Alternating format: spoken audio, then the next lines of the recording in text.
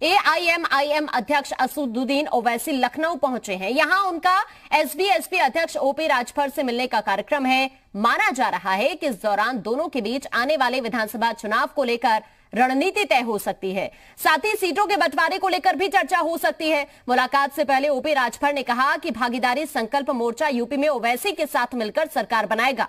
इस दौरान उन्होंने केंद्र और प्रदेश सरकार पर भी जमकर निशाना साधा।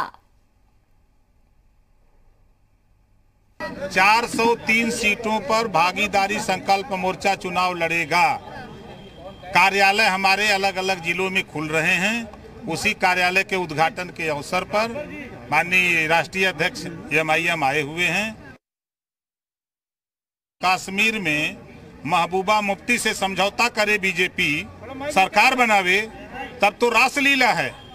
ओवैसी और ओम प्रकाश राजभर मिलकर उत्तर प्रदेश में सरकार बना रहे हैं तो कैरेक्टर ढीला है।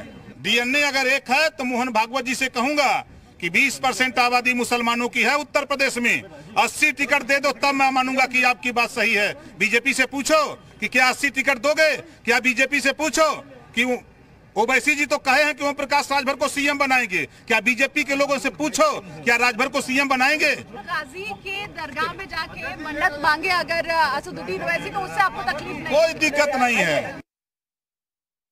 और ज्यादा जानकारी के लिए विशाल हमारे संवाददाता हमारे साथ जुड़ गए हैं। विशाल, लखनऊ पहुंचे हैं असदुद्दीन ओवैसी और यहां पर उनका मुलाकात का जो सिलसिला है वो चलने वाला है। ओपी राजभर से मिलने वाले हैं। इस मुलाकात के क्या मायने निकाले जाएं विधानसभा चुनाव को देखते हुए? विशाल, देखिए, फिलहाल मुलाकात जो है वो फिलहाल खत्म हो गई। आपको तस्वीरें दिखा दूं मैं कि ओम प्रकाश राजभर और ओवैसी जो है वो लखनऊ के एक होटल में मुलाकात किए हैं। करीब आधे घंटे तक ये पूरी मुलाकात हुई है और मुलाकात के बाद ये कहा जा सकता है कि कुछ देर के बाद मीडिया को संबोधित भी करेंगे और इसके बाद सीधे ओवैसी जो हैं वो यहाँ से बहराइच जाएंगे। बहराइच में कई कार्यक्रम लगे हुए हैं और अगर आपको तस्वीरें दिखा दें तो इस वक्त मुलाकात जो है वो ख़त्म हो गई है। लखनऊ के एक निजी होटल में ये पूरी मुलाकात हो रही थी और मुलाकात के बाद तमाम जो एआईएमआईएम के लोग पदाधिकारी हैं वो ओवैसी के साथ ही यहाँ से बहराइच के लिए रवाना होंगे। इसके साथ साथ ओम प्रकाश राजभर से करीब आधे घंटे तक मुलाकात हुई है। कई मुद्दों को लेकर चर्चा हुई है और ये कहा जा सकता है कि मुलाकात में कई चीज़ों को लेकर जो है समझौता हुआ। क्योंकि पहले एआईएमआईएम ने 100 सीटों पर लड़ने का ऐलान कर दिया था, जिसके बाद सीधे तौर पर सुभाषपा ने इसका विरोध भी किया था। कहा था कि अभी से कोई बात तय नहीं हुई है सीटों को लेकर। इसके साथ साथ आज चूँकि सुभाषपा के जो अध्यक्ष हैं ओम प्रकाश राजभर, जो भाजपा में उत्तर प्रदेश में सहयोगी दल के तौर पर रहे थे, तो वो जब अलग हुए थे तभी उन्होंने भागीदारी संकल्प मोर्चा बनाया था। ऐसे में अब फिलहाल ये कहा जा सकता है कि एआईएम प्रमुख अभी यहाँ से सीधे बहराइच जाएंगे और आज जो उनका जो दौरा है बहुत मायनों में अहम है और अभी से कुछ देर के बाद मीडिया को संबोधित भी करेंगे और बताएंगे कि क्या कुछ मुलाकात में बातचीत हुई है। फिलहाल आपको तस्वीरें हम दिखा दें कि इसी होटल में जो है मुलाकात चल रही थी और तमाम जो समर्थक हैं, चाहे वो एआईएमआईएम के हो चाहे सुभाषपा के हों, वो यहाँ पर आए हुए हैं और यहीं से सीधे चूँकि ओवैसी को इकट्ठे हैं, आपके सामने हैं और हम लोगों की साफ साफ सोच है। अभी जो भ्रम आप लोगों के दिमाग में है 100 सीट 50 सीट, अभी ऐसा कुछ नहीं है। अभी हम लोग धरातल पे अपने अपने संगठन को मजबूत कर रहे हैं। सीटों के संबंध में हम लोग बैठ करके उसको तय कर लेंगे। अभी समय उसमें सिर्फ हम लोग अपने अपने विधानसभा जहाँ जहाँ जिसको तैयारी कर रहे हैं, जो मजबूत सीटें हैं वहाँ जो लड़ना चाहते हैं वो पार्टी अपना काम कर रही है।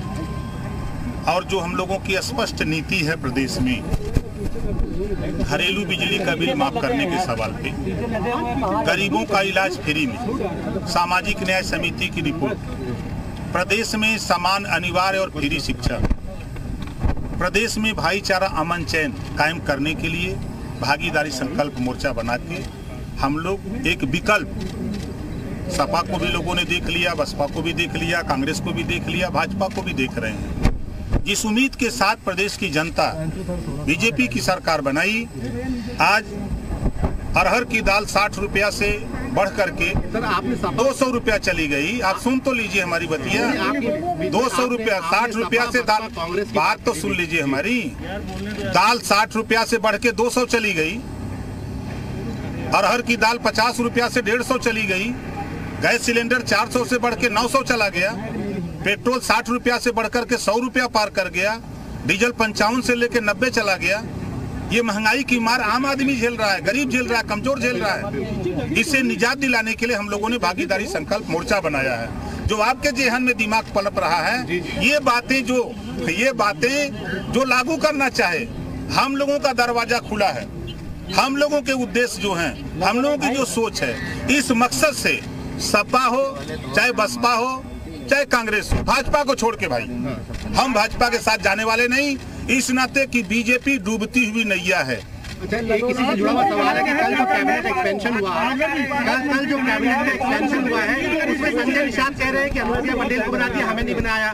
क्या भाजपा ने सोशल जस्टिस कर ली है कल के कैबिनेट एक्सपेंशन? नहीं, देखिए, भारतीय जनता पार्टी ने कल कैबिनेट का विस्तार करके ये साबित किया कि मैं कोविड से नहीं निपट पाया, मैं देश में शिक्षा स्वास्थ्य नहीं दे पाया, मैं देश में अमन चैन नहीं कायम कर पाया। ये कल उनके कैबिनेट से साबित हुआ है, ये कैबिनेट से साबित हुआ है। और जो ये लोडर पैदा कर रहे हैं, झुंझुना थमा रहे हैं, जब पिछड़े समाज के 52% आबादी, जब इनको शुल्क प्रतिपूर्ति और छात्रवृत्ति देने के लिए बजट